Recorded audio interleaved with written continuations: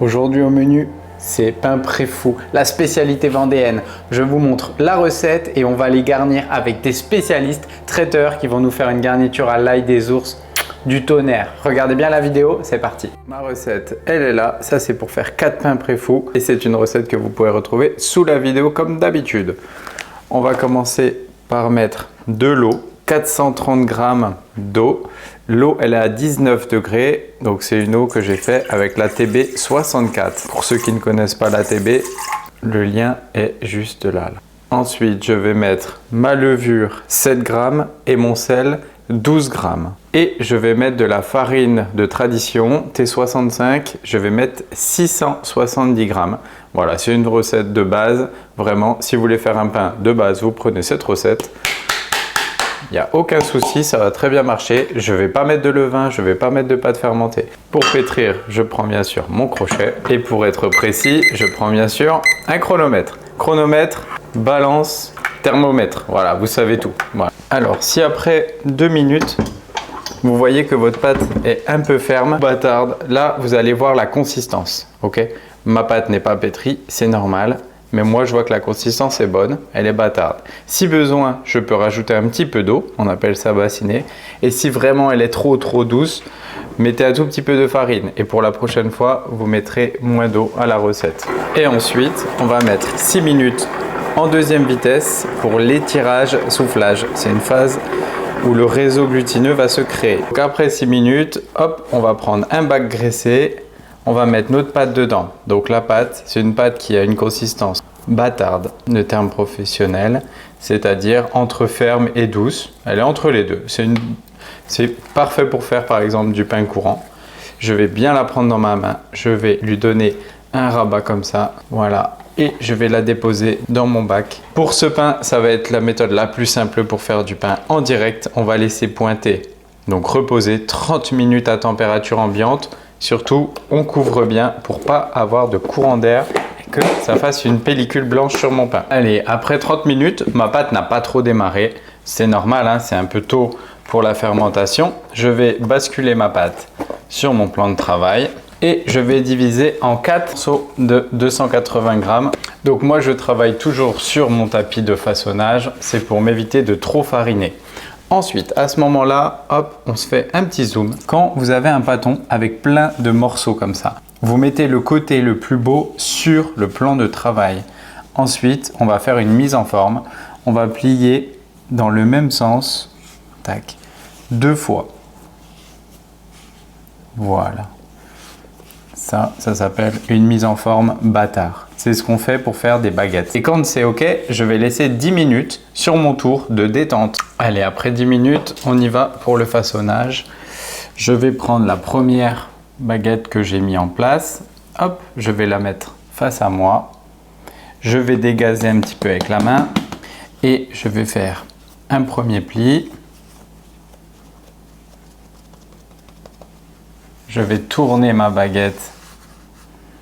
Hop, pour mettre cette partie sur le bas, je vais faire la même opération. Hop, et je vais replier une dernière fois dans le même sens et je vais venir souder. Et comme ça, ma baguette est bien façonnée. Je vais faire une baguette de 28 cm. Ben voilà, c'est parfait. Je prépare mes plaques de four avec mon papier cuisson et je la mets bien. Hop, la tête vers le dessus sur ma plaque. Quand tes baguettes sont façonnées, tu les places dans ton four et surtout, tu ne mets pas le mode préchauffage. Il ne faut pas que ça dépasse les 28 degrés. On va mettre nos baguettes avec un bol d'eau chaude dessous.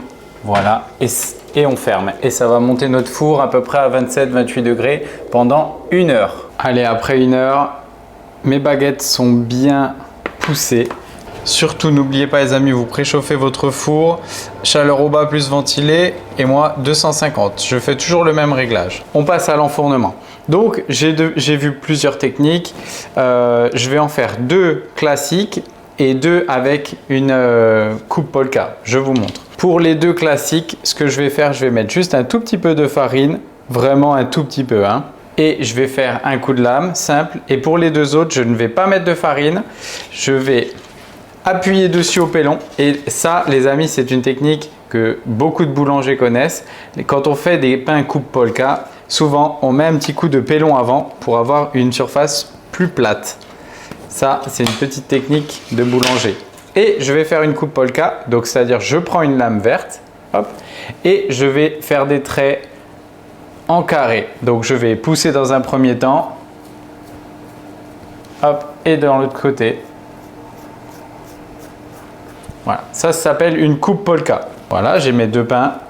Et les deux autres, ce que je vais faire un seul coup de lame.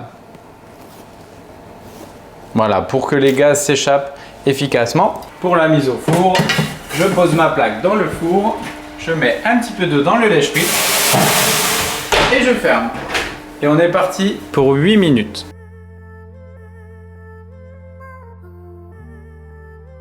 Voilà le résultat. Les amis, ça doit être vraiment blanc, hein. Là, ça c'est le maximum, tout simplement. Le préfou, c'est un pain qui était mis pour voir si le four était chaud. Ok, donc là, je vais faire attention. Il doit rester bien blanc. Là, ça fait 8 minutes. Mes baguettes se tiennent. Donc là, c'est parfait. Voilà, je vous l'avais dit, les pains sont bien arrivés. Et on est avec Olivier et Clarisse, qui n'est pas là. Et Clarisse. Histoire de goût à Mérignac, retrouvez le lien sous la vidéo. Et eux, c'est les traiteurs de haut vol. Ils vont nous faire la garniture de notre préfou en mode haut niveau. On va faire une version simple et une version un petit peu plus stylée. En mode, on va couper l'ail, etc. presser. Le chef, il va tout nous expliquer. Il est là, il est concentré là. Il faut partir sur de l'ail qui a été déjà écrasé avant de le hacher. Bon, je vais éplucher une gousse. Et donc après, on les écrase comme ça. Ça, c'est une technique plutôt asiatique. On écrase bien comme ça et après on le hache. Ça veut dire que le jus est sorti en fait de la gousse d'ail.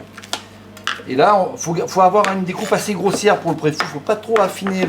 Faut qu'il y ait un petit peu de mâche de l'ail. On compte à peu près 10% de matière d'ail par 100 g de beurre. 10% à peu près. Là, on a fait torréfier le poivre pour qu'il révèle un peu ces petites saveurs là, un petit peu chauffé avant de l'écraser pour le mettre dans le préfou. Et c'est quoi comme poivre? Là, on a utilisé un poivre de Campote, ça origine Cambodge. C'est la pierre, hein, c'est comme la farine. Mais là, on est sur le poivre, donc c'est des petites quantités. Et après, voilà. Quand on fait tourner dans le mortier, on fait tourner le pilon. Puis là, on va garder des petits morceaux un petit peu façon semoule.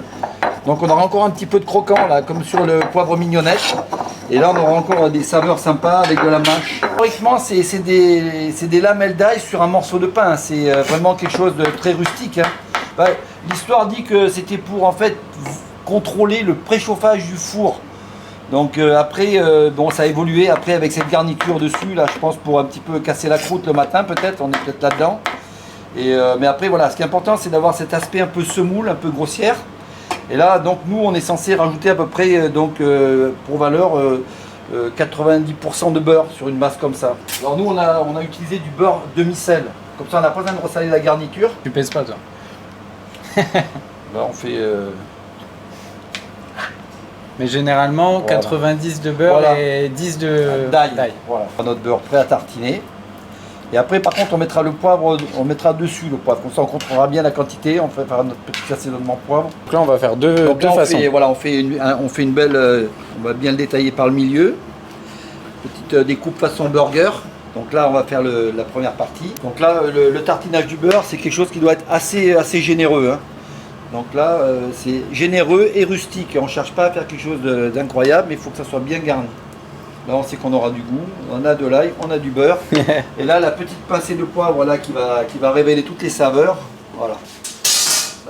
Là, on va simplement, là, on va couper, on va garder juste une petite charnière façon sandwich, comme le jambon beurre. C'est une autre manière de le garnir. Surtout, il faut être généreux, quoi. Toujours. Là, c'est le pain va boire le beurre. Toutes les saveurs de l'ail vont ressortir. Que franchement, ça vaut vraiment le coup d'acheter du très bon ail, du bon beurre. Et là, pareil, là maintenant on fait le poivre, on assaisonne. Voilà. Et là, on a un apéro incroyable. Il peut y avoir un petit topping dessus qu'on peut faire. On peut mettre un tout petit poil de beurre dessus. Ça va nourrir le pain. Ça, c'est un petit plus qu'on peut procéder. Après, la gourmandise, il peut y avoir un petit fromage dessus. Pourquoi pas, pour pousser un peu plus loin les choses. Mais bon, déjà là, on aura quelque chose un peu plus gourmand. avec le beurre qui va venir sur le pain. Bon, bah là, du coup, on va les enfourner à 200. On va mettre 6 minutes pour commencer, puis on verra en fonction. Donc j'avais promis une petite surprise à Fabrice. Donc, La spéciale. La spéciale boulangerie pain à pain. Donc toujours pareil, le même principe. Là, on va faire une fente sur le dessus. Donc là, on aura un visuel vraiment directement sur le pain. Et donc je lui ai proposé en fait de déguster notre beurre ail des ours. Bon, on a la chance d'avoir un spot d'ail des ours près de chez nous dans le Médoc. Ça, c'est la nature qui nous offre ça. Donc au printemps, on fait une mise en place d'ail des ours dans un beurre comme le beurre à l'ail. Mais c'est sauvage, tout ça, c'est vraiment un produit incroyable. Donc on va garnir pareil. Alors là, on a encore des goûts beaucoup plus amplifiés parce qu'on est sur un produit vraiment naturel. Et là, en plus, on a de la couleur puisque là, on met surtout la feuille. Donc là, on va faire des tranches, toujours pareil, assez généreux. Donc là, c'est de l'ail des ours, Voilà. du beurre... Un beurre composé à l'ail des ours. Ok. Et on va dire, on peut parler un petit peu comme un beurre de maître d'hôtel. Donc là, ça va vraiment faire dans le pain, ça va couler dans le pain. Et là, c'est juste incroyable. Alors là, l'ail des ours, nous, on met 20% de feuilles vertes à la fabrication. Ok. Du sel, du poivre. Et c'est notre mise en place. Ça, c'est un produit qu'on a mis en place au mois de mars. Quoi, parce que c'est un produit qui est vraiment un produit qui est très précoce en termes de pousse. Allez, on va dire pour 100 grammes. Tu mets 80 grammes de beurre Oui. et 20 grammes de feuilles d'ail des ours de verre. Après, sel et poivre pour l'assaisonnement du beurre. Ok, et ça, tu le mets au congélateur Voilà. et tu peux le stocker. Vous voyez, après, nous, on garde ça pour la saison. En général, on attend le printemps prochain. Mais bon, Ok. voilà. Alors ça, c'est pour les premiers. Hop, et on va se mettre ceux à l'ail des ours là. Magnifique. Bon, la même chose, hein, en couleur, ça va être parfait. Hein. Ouais, on part sur 6 minutes, tout pareil. 6 minutes. Let's go. Alors, Olivier, du coup, il nous montre comment il fait le mode apéro. Donc, vous prenez le pain précuit que vous avez, vous le tranchez une fois qu'il est bien refroidi. Et là, vous pouvez vous tartiner des petites tranches avec soit le beurre ail des ours, soit le beurre normal avec de l'ail et du poivre. Ce qui compte surtout, c'est vraiment des bons ingrédients. Quoi. Là, ça on a crépite d'accord au encore. final. Là. Là, il te faut le bruit, là. Tout est naturel. Là. Ah oui, 100%. Hein. Allez, passons à la dégustation.